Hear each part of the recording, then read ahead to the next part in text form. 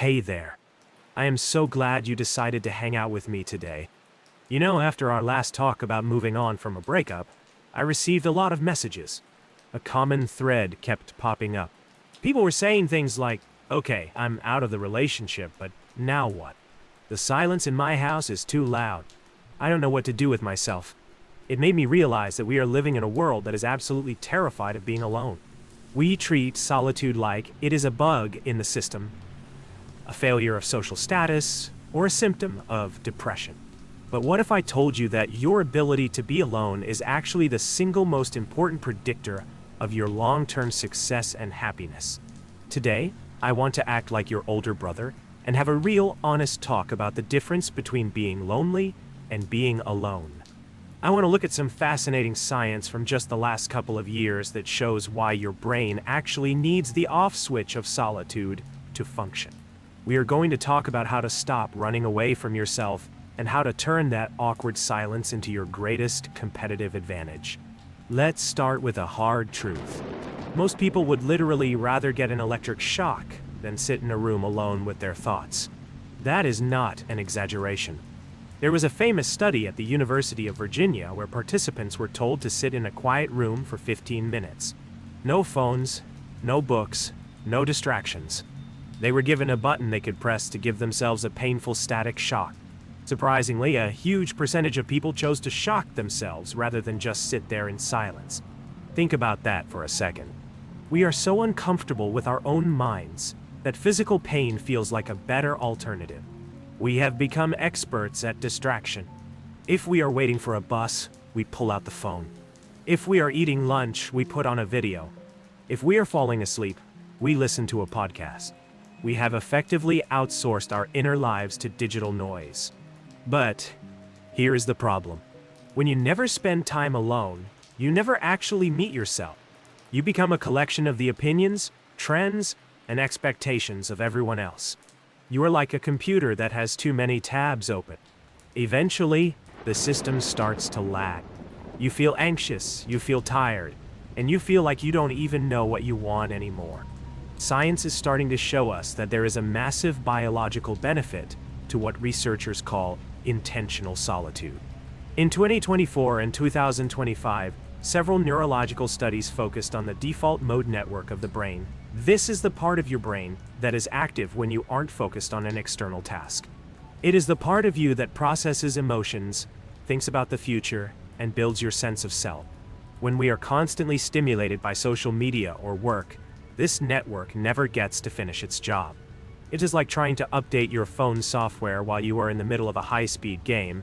It just doesn't work. By stepping away, by choosing to be alone, you are giving your brain the maintenance time it needs. This is where your best ideas come from. This is where your trauma gets processed. This is where you actually figure out who you are. Now, I want to be clear about something. There is a huge difference between loneliness and solitude. Loneliness is a feeling of being disconnected. It is a painful state where you feel like you are lacking something. Solitude, on the other hand, is a choice. It is the state of being alone without being lonely. It is a restorative practice. I know it feels scary at first. When you first start spending time alone, the volume of your internal critics gets turned up. You start thinking about your mistakes, your insecurities, and your fears. Most people hit that wall and immediately turn the TV back on. They think, oh, this is bad, I need to get away from these thoughts. But listen to me. Those thoughts aren't there to hurt you. They are there because they've been waiting for an audience. They are like unread emails in an inbox that has been ignored for years. You have to sit through the uncomfortable parts to get to the clarity on the other side. Think of it like training for a sport. The first few times you go for a run, your lungs burn and your legs hurt. You might think, well, running is clearly bad for me because it hurts. But you know that isn't true. The pain is just a sign that you are out of shape. The same goes for your mind. If being alone feels painful, it is just a sign that your solitude muscles have atrophied. You have spent so long living for other people that you have forgotten how to be your own company. So, how do we actually do this? How do we build this skill? Because it is a skill, and it will make you a better partner, a better worker, and a better friend. First, you have to start small. I am not asking you to go live in a cabin in the woods for a month. Start with 20 minutes a day. No phone. No music. Just you and a cup of coffee or a walk around the block. Pay attention to the world. Pay attention to the way your feet hit the ground. Notice the thoughts that drift in. Don't try to fight them. Just watch them pass by like cars on a highway. There is a concept in psychology called self-determined solitude. Research suggests that when we choose to be alone for personal growth or self-reflection, our well-being actually increases. It lowers our stress hormones and improves our focus. But the key is that it has to be a choice. You aren't being left out. You are opting out for a moment to recharge. Second, I want you to start dating yourself. I know that sounds cheesy, but hear me out. Many of us spend our lives trying to be someone that other people will like. We dress for others, we talk for others, we choose hobbies that look good on a profile. When you are alone, you can finally ask, what do I actually like? Go to a museum by yourself. Go see a movie that no one else wants to see. Eat at a restaurant and don't look at your phone once.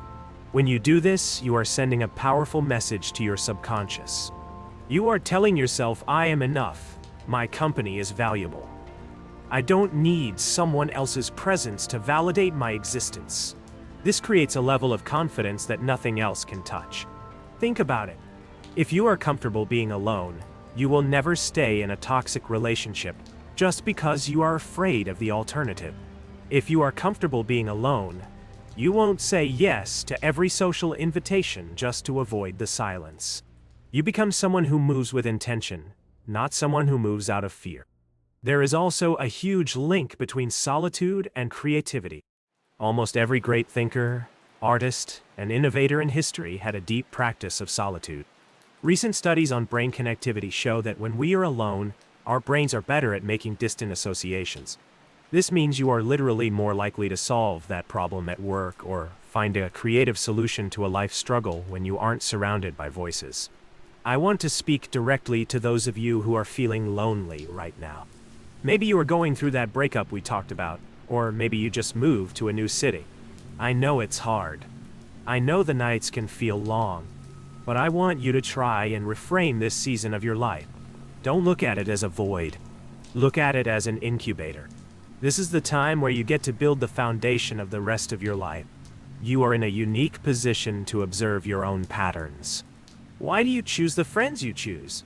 Why do you get angry at the things you get angry at? What are your actual goals, separate from what your parents or your peers want for you? You cannot answer these questions in a crowd. You can only answer them in the quiet. Now, I'm not saying you should become a hermit. We are social animals. We need community. But the paradox of life is that the better you are at being alone, the better you will be at being with people. People who can't be alone often become social vampires. They cling to others because they need them to fill their own internal emptiness. They are needy, they are draining, and they often push people away. But when you are someone who enjoys their own company, you bring a different energy to the room. You aren't there because you need to be. You are there because you want to be. Your relationships become more honest, more relaxed, and much more fulfilling because they are based on connection, not on a desperate need for distraction. Let's talk about the practical side of this for a moment. Digital minimalism is a huge part of mastering solitude. Our phones are basically anti-solitude machines. They are designed to ensure you are never alone with your thoughts for even a single second. I want to challenge you to create sacred spaces in your day where the digital world isn't allowed. Maybe it's the first 30 minutes after you wake up or the last hour before you go to bed. Use that time to check in with yourself. How are you actually feeling today? Not the I am fine you tell your boss, but the real truth. Are you anxious? Are you excited? Are you disappointed? Writing these things down can be incredibly helpful. It's like clearing the cache on your browser. It gets the clutter out of your head and onto the paper. I also want to touch on the philosophical side of this. Many ancient traditions, from the Stoics to the Zen monks, emphasize that our internal state is the only thing we truly control. If your happiness depends on the presence of others, you are a slave to their schedules and their whims. But if you can find a sense of peace and home within yourself, you are truly free. No one can take that away from you. As we wrap this up, I want you to remember one thing. Being alone is not a punishment. It is a superpower. In a world that is getting louder and more frantic every day, the person who can sit quietly in a room and think for themselves is the person who is going to lead. They are the person who is going to be stable when things get chaotic. They are the person who is going to know exactly who they are when the world tries to tell them otherwise. Don't be afraid of the silence. It's not an empty space. It's a room full of possibilities. It's the place where your best self is waiting to meet you. So, here is your homework for this week. I want you to take yourself out on a solitude date. No phone, no music, no friends, just 30 minutes of doing something you enjoy, or even just sitting and observing. It might feel awkward. Your brain might scream at you to check your notifications, but that's okay. Just stay there. Breathe and see what happens when the dust finally settles. You are a lot more interesting than you give yourself credit for. It's time you finally got to know yourself. I'm proud of you for doing this work. It isn't easy, but I promise you, it is worth it. You have everything you need inside of you to build a life you love. Sometimes, you just have to quiet the noise so you can finally hear yourself say it. Thanks for hanging out with me today. It means a lot. Keep going, keep growing, and I'll talk to you soon. Take care of yourself.